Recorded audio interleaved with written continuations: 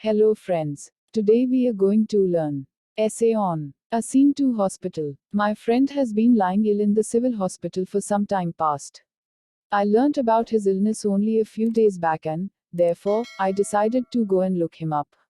When I reached the hospital I found it a huge building consisting of several wings with a clock in the middle. The whole approach to the hospital was full of people waiting to be examined or waiting to see their relatives.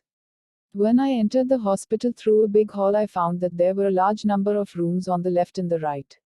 The rooms were neat and tidy, and there were separate arrangements for outdoor and indoor patients. In the corridors of the hospital, there was a great bustle and activity. Doctors and nursing sisters in their white uniforms were moving up and down. At a short distance, there was an operation theater, fitted with most modern appliances.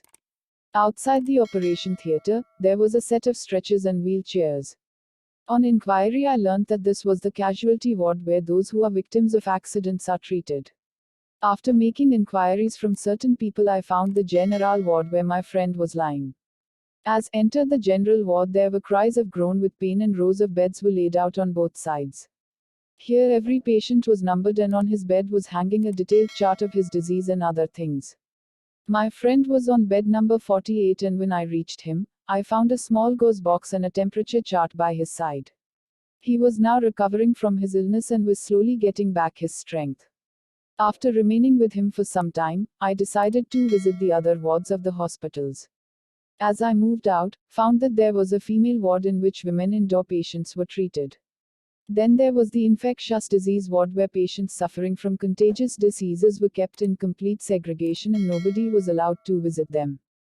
I also saw the radiological and the pathological laboratories where doctors were busy x-raying the patients and examining their stools, urine, blood, etc. There were a large number of menial servants, mostly sweepers.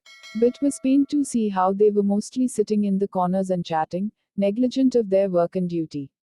All this gave me an idea of utter suffering, and I could not resist feeling that if all the people attending on our patients in the hospitals do their work with responsibility, the hospitals will become really a boon for the society. But it appeared that although people were moving about and there was a great show of being busy, as a matter of fact, they were not doing anything in particular. From their faces I could find that there was no sympathy.